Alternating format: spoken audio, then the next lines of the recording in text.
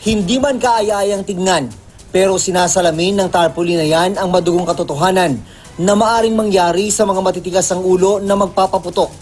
Bahagi ito ng Oplan Iwas Paputok ng Department of Health. Pero may mga pasaway pa rin. Kung kahapon, 7 pa lang ang nasa listahan ng mga biktima ng paputok. Kaninang umaga, halos dumoble na.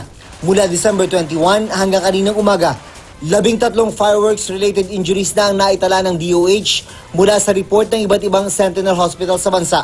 12 ang sugatan dahil sa paputok. 5 rito dahil sa mga iligal na paputok gaya ng Boga, 5-star at Piccolo. May isang naputulan ng daliri at may 5 tinamaan sa mata. Habang isa ang kaso ng fireworks ingestion. Walang naitalang kaso ng stray bullet injury.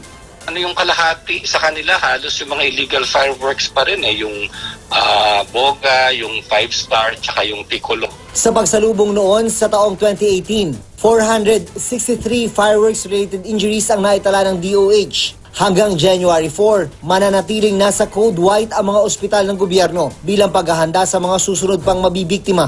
Nakabantay pa rin tayo at sa mga ospital natin, talagang nakaantabay pa rin. Mga doktor at nurse natin, mga duty at saka nagbabantay pa rin.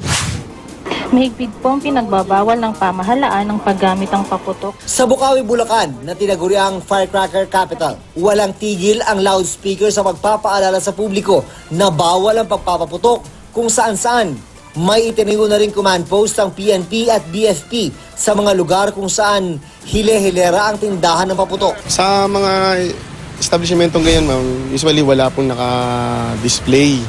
So yung iba po, ginagawa po parang clandestinely po, parang ino-order po, tapos imi-meet up sila. Magkatuwang na rin ang PNP at BFP sa pag-ikot sa mga tindahan ng paputok. Sinusuri kung nasusunod ng mga tindahan ang paglalagay ng mga firefighting equipment gaya ng fire extinguisher, drum na may tubig, nakasakong buhangin at mga karatula na nagsasabing no testing at no smoking.